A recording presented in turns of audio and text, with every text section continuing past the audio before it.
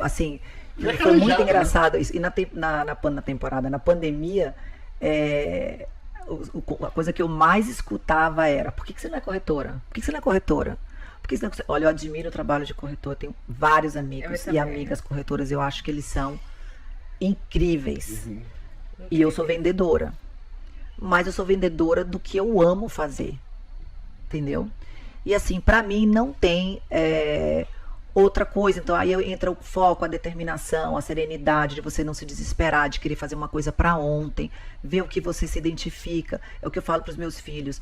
A minha filha mais velha tem 23 anos, se formou, ela estava querendo fazer uma coisa que ela pudesse ganhar dinheiro. Eu falei, não. Porque o que eu gosto não dá dinheiro. Eu falei, não é assim. Você tem que pensar no que você ama e que você vai fazer. O dinheiro, ela é uma consequência, entendeu? Da sua dedicação, daquilo que você faz. Então, assim, você já está saindo de um país, você está deixando um monte de coisa para trás. Você tem que, no mínimo, gente, morar num lugar confortável, que seja muito próximo daquilo que você gosta, que você deseja, almeja e planejou. Seus filhos têm que estudar numa escola boa, que era aquilo que você tinha. Você tem que trabalhar com aquilo que você ama, porque Estados Unidos não é para todo mundo. Tá? Crise também não é, não. E aqui tem crise. Então, as pessoas precisam ficar bem atentas a isso, porque os Estados Unidos é um país da oportunidade. Mas aqui tem crise, aqui tem dificuldade, aqui tem solidão, tem tudo que todos os lugares têm, entendeu? E a gente precisa saber disso. Você falou uma coisa que eu acho que é super importante, que todo mundo fala assim, é um país da oportunidade, mas não é oportunidade, o que eu vejo aqui é você ciscar várias oportunidades. Exatamente. Você falou a melhor coisa, foco. Se você conseguir se organizar, você pode movimentar dentro do mercado, mas dentro do teu mercado. Exatamente. Você vai modificar. Eu já tive loja, fiz consultoria, tudo dentro do mesmo setor. Não fiquei fazendo 1 milhão de coisas, espalhando. E é importante ter planejamento. É importante. Sim. Muitos escritórios de contabilidade oferecem consultoria para saber se aquele negócio é viável. Existem outras tantas empresas de consultoria. Faz muito sentido fazer o planejamento para poupar tempo e poupar dinheiro também de erros. Estudo de mercado. Exatamente. Você pode flutuar, mas o que eu vejo isso que é importante a busca da oportunidade é você pincelar várias oportunidades e não sai do lugar, porque você não é especialista naquilo, você não entende, você vai começando a pegar várias oportunidades porque apareceu e você não consegue, que a Fabi falou, é foco, você pode flutuar dentro do seu mercado. Deixa eu comentar rapidinho uma coisa que a Fabi falou, que eu prego muito. Imagina, 8 horas, o que ela falou em relação a fazer o que você ama, porque são 8 horas do teu dia.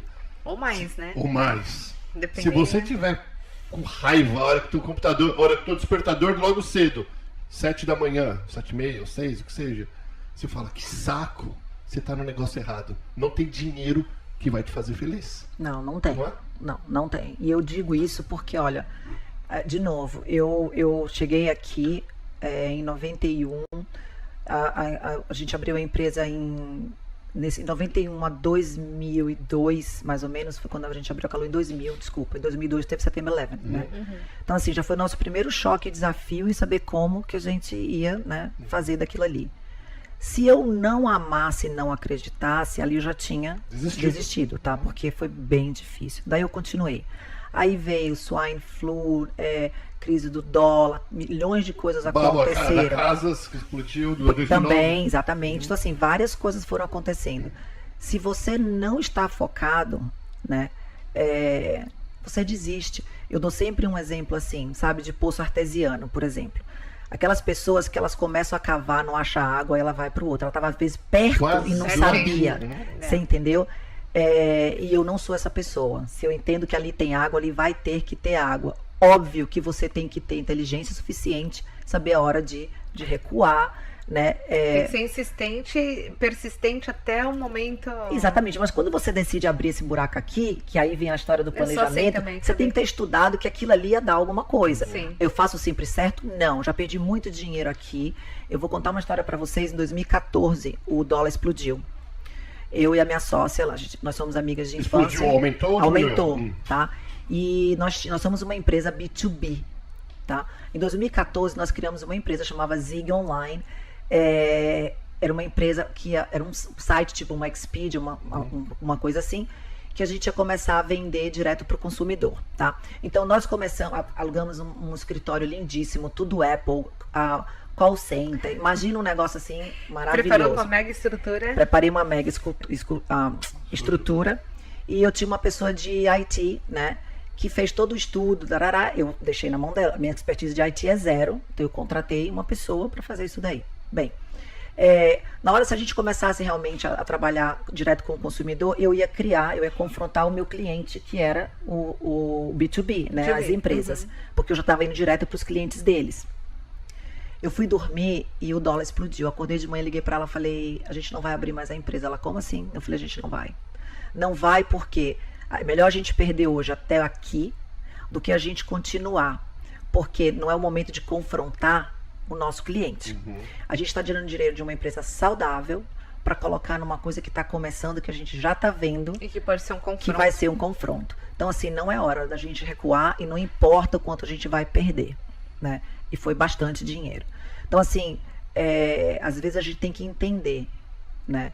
Que o menos é mais. Exatamente. Às vezes mudar de direção, você está indo para frente. Exatamente. Não voltando para trás. Agora, falando um pouquinho da parte empreendedora aqui nos Estados Unidos, os pontos positivos, é muito bacana uma pessoa que veio do Brasil empreender aqui, se tiver o planejamento, porque Sim. É um país de oportunidades reais, é um país que as coisas funcionam. É muito comum quando você conversa com alguém que faz consultoria, o meu marido faz muita consultoria para pessoas que querem abrir empresas aqui e falar assim, não, mas aqui na minha empresa no Brasil, a pessoa perguntando para ele, tem aquele dinheiro. Aí o meu marido, que dinheiro? Não, o dinheiro do fiscal, porque senão não vai dar certo. Ele, não existe isso aqui.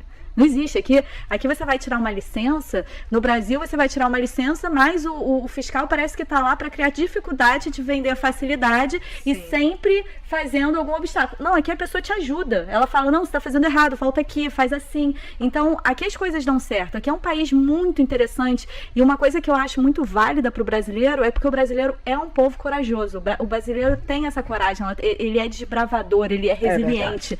Então, a pessoa que vem para cá entende que ela está no local certo e tem essa coragem, resiliência de ser empresária e insistir um pouco mais, a água tá perto. Sim. Fez o planejamento, seja resiliente, porque vai dar certo. É uma qualidade de vida, uma herança que você deixa para os filhos. As pessoas que estão nos ouvindo têm filhos. Não tem uma herança maior que você pode deixar para eles, construir um futuro num país desenvolvido, um país que há oportunidade. Eu tenho muito orgulho de morar aqui nos Estados Unidos hoje em dia, e principalmente eu como mãe, eu tenho 2 filhos, apesar da minha cara. Eu penso muito nas crianças, porque a gente está deixando para eles um legado que isso é intangível.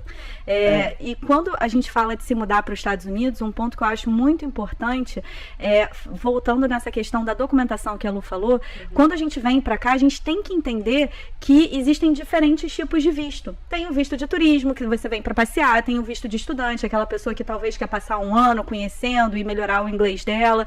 Agora, tem outros vistos que levam ao Green Card. E o Green Card nada mais é que o cartão de residência permanente, onde você pode morar e trabalhar aqui nos Estados Unidos. E é muito importante falar com um advogado licenciado para esclarecer as possibilidades no seu caso em concreto. E aí trabalhar em cima. E tem uma confusão muito comum quando a gente está falando de vir aqui para os Estados Unidos, que é a questão da legalização com a validação da sua profissão. Então, por exemplo, quando a gente fala de um médico que está nos ouvindo e tem vontade de empreender, talvez abrir uma clínica aqui nos Estados Unidos, uma médica, quando ele vem para os Estados Unidos, uma coisa é a validação do diploma dele de medicina e a outra coisa é a legalização dele, por exemplo, buscar um green card ou um visto que ele possa morar e trabalhar aqui.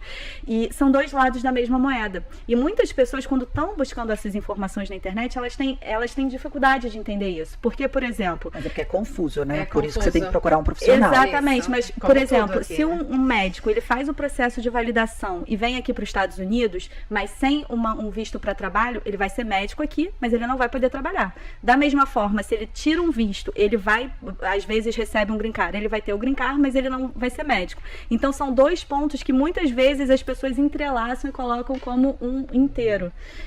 Então é importante, sem dúvida nenhuma, um profissional para esclarecer essas questões.